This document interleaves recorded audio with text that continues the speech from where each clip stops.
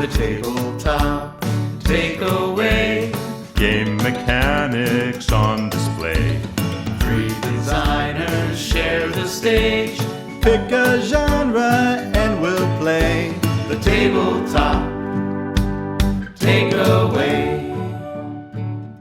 Welcome back to the Tabletop Takeaway. I'm Charlie McCarran, I'm Trevor Muller-Hagel. I'm Ananda Gunratna. and today we're going to be talking about Machi Koro. It's our second in our series on probability farming games, which is a term that Ananda has coined, and I like it. And it's the idea is often in these games you are rolling 2 dice on your turn, and everyone gets something from the dice rolls. So we started with Catan, the classic, and Machi Koro is kind of a lighter game with mostly just cards and coins and dice.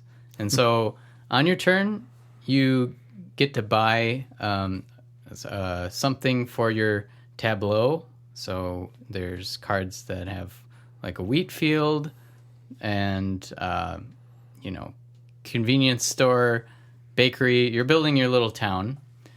And each of the cards you gain has a number or a couple numbers on it that tell you if they'll hit on whatever dice roll. So like anything from 1 through 12.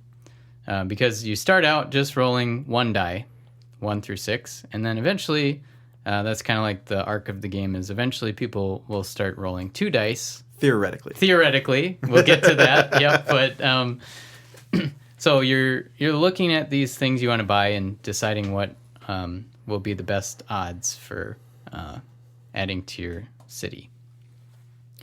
And then you're building up money. Money is kind of your points, and you're just trying to then, you buy with your money. You kind of unlock these 4 key landmarks things. Yeah. And whoever does that first wins the game. So, yeah.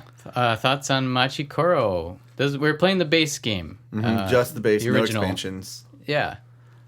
Just to start out, it's fun that a lot of them yield coin in some way or another, either on your turn, on someone else's turn, or on both, which is a nice little difference to have. That there is, cafes. If you have a cafe and someone rolls a 3, I believe it's 3, then you actually get their money. They have to pay you more, not in like Monopoly, one of our references from the last episode. Yeah. But yeah, it's really interesting how they break it up into those 3 different categories, and that seems to be more consistent as we go through these games in the future. Yeah. And it's all color-coded, yeah. All color-coded, so red is the attacky ones. Violence. Blue is the, hey, you get it on everyone's turn. Green is you get it on your own turn. And purple is kind of these special ones. Purple activates on your turn, but it allows you... Well, it's sort of a take that mechanic that... Mm-hmm. So I guess the difference between red and purple is red is sort of a passive take that activates randomly when other people roll the dice, whereas purple is an active one where you activate your purple and then you get to do something, like taking money from a specific player or taking money from everyone or trading buildings with somebody. Yeah, you have a choice after you have the attack begin. Right. Versus the other one where it's just like, I accidentally attacked you because you happened to roll a 3. Yeah, and you know what? Last episode, Charlie, you were really fast with that takeaway. I'm going to I'm going to have the early takeaway this time. Okay, let's hear it. So I think the red cards specifically, where other people roll dice and give you something, I think that is a really good change or a really good variant of take that mechanics, because one of the problems with take that mechanics in general, especially targeted ones, is it can make people feel bad, right? It's like, oh, you're attacking me, maybe you shouldn't be attacking me, maybe you should be going after the leader. This guy over here is clearly winning. Why are you going after me? Oh, because you did that thing before. Yeah. It can lead to some bad feelings. Mm-hmm. And the really nice thing about using a probability farming style take that mechanic is that it eliminates some of those bad feelings. Like, sure, yes, someone is going for the red cards. They're investing in that. So in a sense, that is kind of aggressive. But at the same time, they're not targeting anyone with that, right? Like, if I put out a bunch of cafes, I'm not specifically going after you.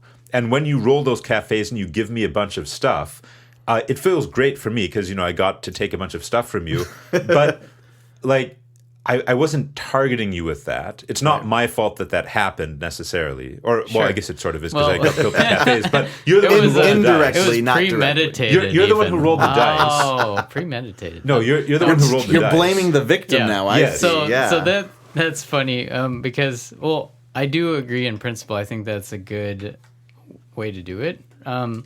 But in Machi Koro specifically, I think it's a little bit funny, and I think it's improved in expansions, which I've mostly played with expansions. So it's funny going back to this one, but it's like, okay, so one of your penalty cards you bought right away was for the higher numbers, 7 through the 12. restaurant. And 10, I think it was 10, 9 and 10. not 9 and 10. or something like that. So, like it's in the upper echelon. Yeah. So for the rest of the game, I had the option to roll both my dice. But my punishment that would end up feeding you money was actually almost as Despite having your as what I orchard had that could my yield own you good stuff. Well, that's why I did it. Because, see, I had all these cafes, and I was worried that people would start rolling 2 dice to avoid my cafes. So I went and bought the family restaurant, and then people didn't roll 2 dice, so they kept coming to my cafes. Pure capitalism. And that's how, yeah. So I think that's one qualm I have with this base version. And don't get me wrong, I like Machi Koro. I played it a bunch. And, but in the base version, there is sort of a problem in that it's almost better to just only roll 1 die and only buy the things from 1 through 6. Because I think, as our test showed, Ananda smoked us by just getting the 1 through 6. And the family restaurant. And the family restaurant to screw us over. To make sure you kept it in the family. Kept coming to my cafes. Yeah. You don't want to go up there. Yeah. You want to stay down here. So it's almost tricky to call this like probability farming in the sense as Catan has, where the 2 dice didn't actually play as much of a role for most of our game. We were focusing on the 1d6, which obviously has an even keel distribution. Well, the game has you choose between 2 different probability distributions, right? Sure. You can do the 2d6 one, which is heavily weighted towards the 7, or you can do the 1d6, which is evenly weighted. However, that also means that the higher numbers, like the 5, 6, 4 to some extent, are even stronger than the lower numbers. So even though it's, on 1d6, all 6 numbers are the same, but because you could roll 2 dice, the 4, 5s, and 6, and especially the 6s, are stronger than the other ones because they're more likely to be rolled on either, whichever number of dice you choose. If you get some suckers to roll two dice for you. I mean, honestly, you guys should have just taken the hit and gone to 2 dice. Like, I actually was going to not long after you won. So that was good. that was good planning on my part. Yeah. Yep. So that's my qualm. From a design standpoint, I think the game kind of steers you in this direction that's maybe not as good of a strategy as you think it should be. Like the first landmark that you can unlock, which I did because, I don't know, I had the money. I had $4. Yeah, I had $4. I did the same thing. It was the option to roll 2 dice, but I wasn't really set up for that yet. Yeah. And then... yeah, unless it was going to be a longer game, I don't think it was going to pay off. So, felt like it could have used some more playtesting, but again... they have expansions. Expansions. And Machi Koro 2 now as better. well. Yeah, and I'm curious to try... You've played Machi Koro 2. Yeah, I did at Origins, actually, just the past week. What do you think they improved? So in the base Machi Koro, it's a bit like Dominion, where you have access to all of the cards in the game. Into the base of 2, you actually do more of the revealing the deck one at a time as a market instead of having access to everything, which apparently they did in the Harbor expansion, right? Yeah, I think they introduced that system in the Harbor expansion. And that really allows you to have access to a more variety of things in your tableau that maybe other people don't have, and so you're having more unique cities pop up. In addition to that, the landmarks, which are your victory condition, have more differentiation as well. And so you can have a lot more interesting things happen with those landmarks, which I thought was really cool for 2.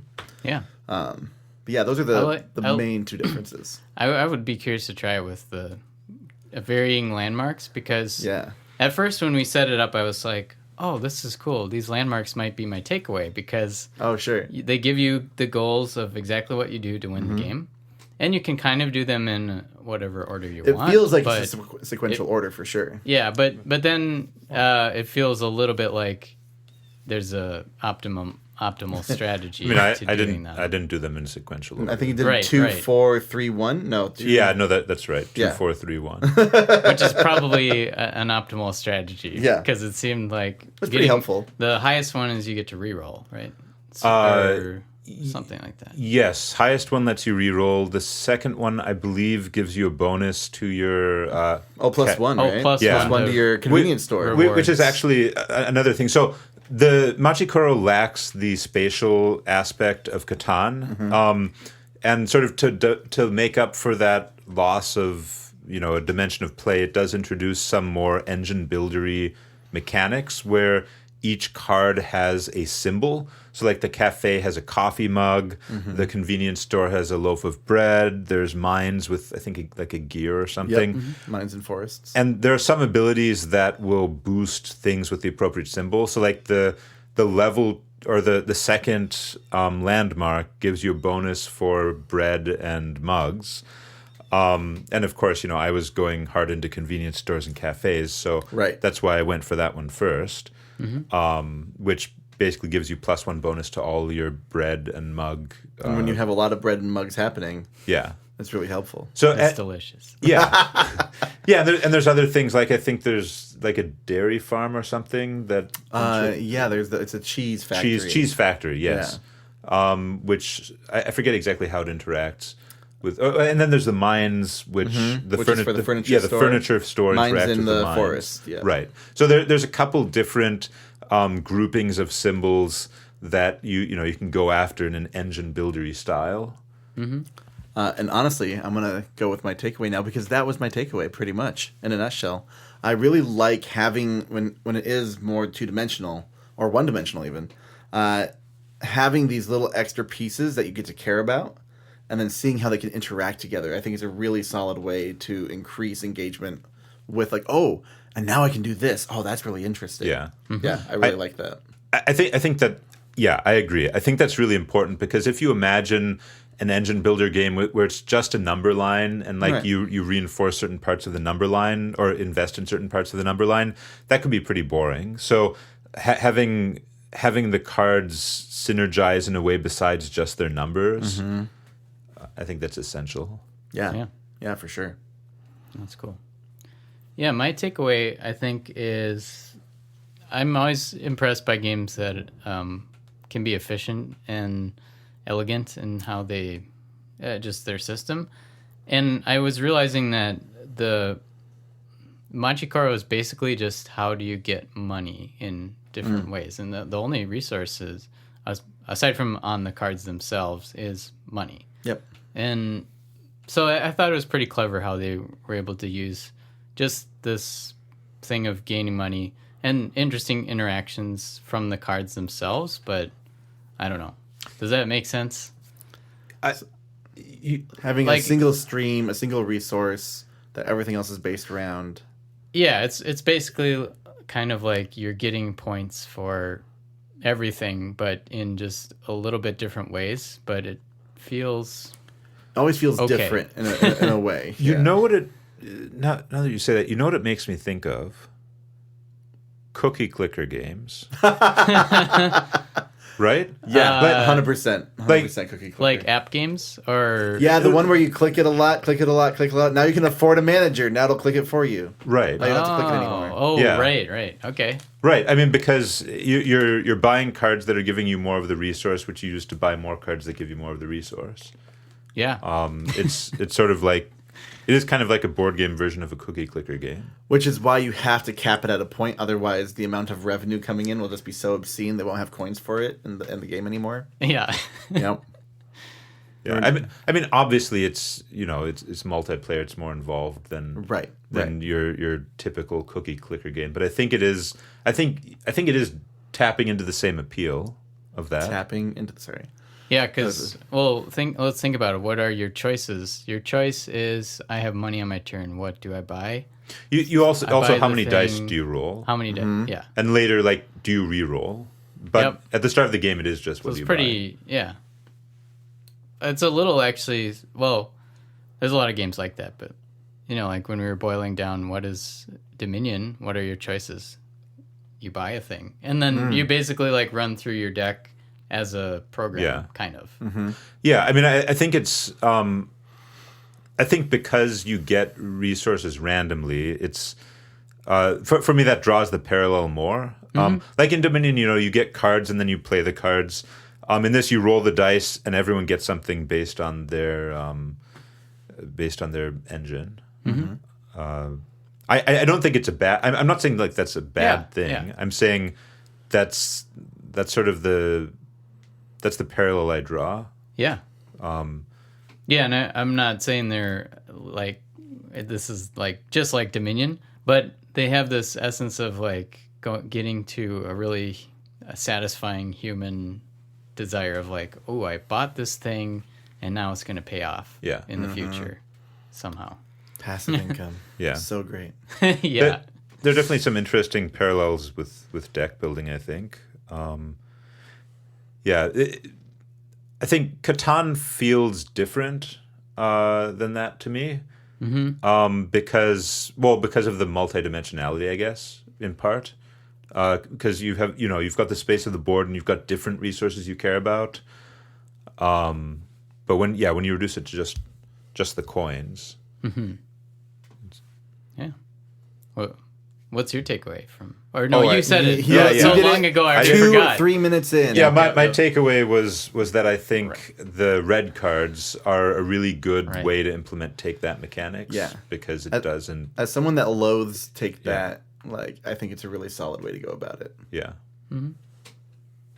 Yeah, and to bring back Dominion again too. Most Dominion cards that are attacks attack everybody. Right. That's a classic way to do it. Yeah, you don't attack one person; you attack the whole group. Yeah, and I mean I feel like this goes even a step farther because not only is it affecting everyone equally, but they're the ones rolling the dice. It's their fault.